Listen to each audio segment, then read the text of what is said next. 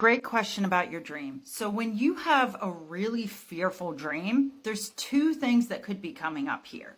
And I'm going to share both of them with you. I want you to take the next few days and ponder and sit with which one is more likely the interpretation to give to this dream. And it's possible it might be both. It might be 30% one of the things I'm going to tell you, 70% the other. So the first thing that I know, which almost no other dream interpreters or analysts that I know teach, is when you have dreams that are incredibly fearful and scary, you are coming up to the edge of your comfort zone. There's something you're doing in your life that's stretching you beyond where your nervous system, your subconscious, your programming, your way of life, you're at the edge of what's your comfort level. And this is a fearful dream coming up as if to be like, alarm, alarm, alarm.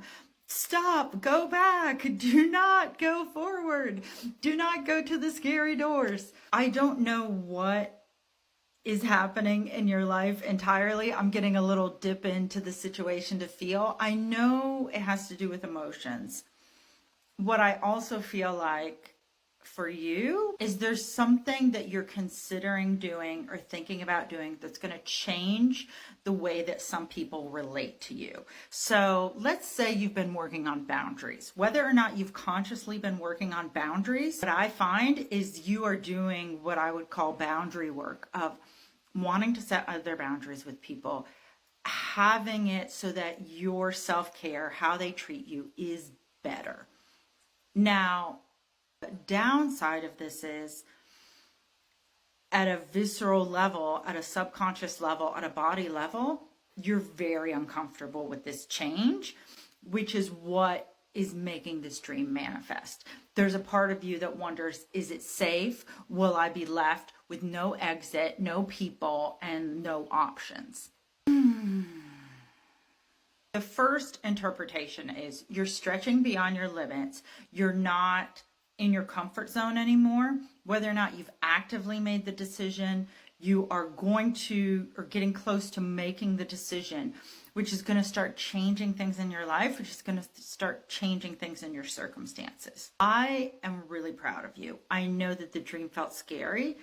And if you take the interpretation that this is you stretching out of your comfort zone, expanding your limits, what I want you to do is give yourself some extra self-care, do some things that are calming to your body, work on reprogramming your mind through self-hypnosis, meditation, journaling, affirmations, whatever methods you want to use, that it's safe to make the change you want to make. It's safe to have the boundaries that you want to have, and that if you continue this way, you will be okay. You may also want to be around other people who are doing the thing that you want to do, so that in your mind you start to see, oh, here's an example, there's an example, here's an example of where these things are happening. Therefore, it's possible for you too. Oh, and if you're doing that, give yourself extra time to rest, to drink a lot of water, to take it easy. Don't take on new projects unless the new project is the boundary you're stretching. Give yourself time to have like a recovery period, because as you're stretching, there's always a recovery period. If you don't give yourself a recovery, that can lead to burnout. So that's the first one. The second one is, which could be coming up, is there's a lot of how you feel, see, or process your emotions that's coming up right now. And this is an invitation for you to be okay with big emotions, to be okay with, I'm trying to think, I'm not quite getting it right here. I'm sensing I'm like 80% there.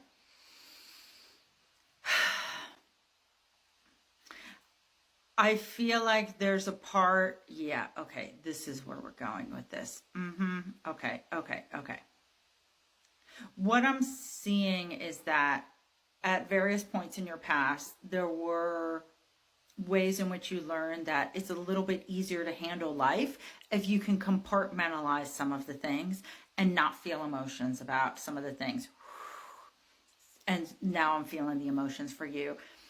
I don't want to bring up things that we don't want brought up, but I do feel like you had one or two intense traumatic experiences as a child, maybe even like years of traumatic experiences, like 2 or 3 years, where it was more like a sustained trauma. It wasn't a it doesn't feel like a one event type of thing. It feels like something that was going on for a while that felt traumatic for you.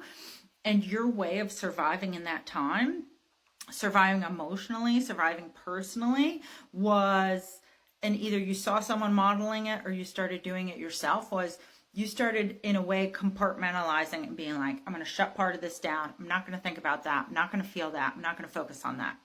So it feels that your way of handling that at that time, which, hey, it was a great way of handling it at the time, was compartmentalize it, shut it down, shut the door on it, be like, not thinking about that now.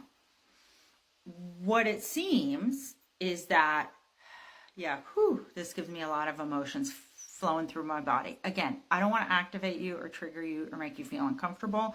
So if at any point in this you're like, hell no, I don't like this, shut this video down, don't come back until you feel like you're ready.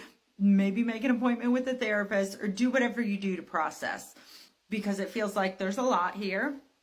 And I don't want you to open all the doors at once, metaphorically. I want you to slowly, if possible, see, can you start working with one or two of these compartmentalized situations that you have a lot of feeling about. If you haven't worked with a therapist or a trained professional before about your childhood traumatic experience, it feels like it's one of those things you're going to want to do. If financing it is an issue, I would contact whatever local organizations there are near you that are nonprofits that provide some type of assistance. Like I know United Way, because they don't give the counseling, but they work with groups who do. So if you're religious, you could contact a church. Right now, like when I do psychic work and coaching work, I don't delve into the healing of the trauma per se. This, I think you may want to be working with the trained therapist. If you're not already working with the trained therapist, I would seek one out in the next year or two. And if it's something you have to save up for, or like some workplaces have counseling included in your benefits. So if you have benefits where you work, go ahead and go to your HR person or go to the person who knows about benefits or your boss and say, hey, what are my options here? Because it's possible that your employer could pay for the counseling. Of course, you have to decide. Do you work with a therapist, a counselor, or whatever other plan of treatment you want? I'm just giving my advice. I want you to do what's best for you. But it feels to me like what you have experienced in your body in this lifetime is enough that it would be worth it to you moving forward to do something to like come to a healing or a reckoning or a resolution with it, to resolve it, so that, Now, as I'm saying that, I'm getting more information coming through. What they're showing me is you resolving this, oh my gosh, not only is it going to bring so much more energy to you and excitement, it's almost like you're getting a second taste of youthful exuberance, enthusiasm, excitement, second taste of life. Let's say your trauma was not that bad by most people's descriptions, or your trauma is something where you're like, how could that ever be resolved? From my assessment of this situation, it feels like, you're totally capable of resolving it, feeling better, feeling empowered, feeling, again, like I said, like you have a second taste of life, a second like rush of energy, so that you can live a life that you truly deeply love and desire.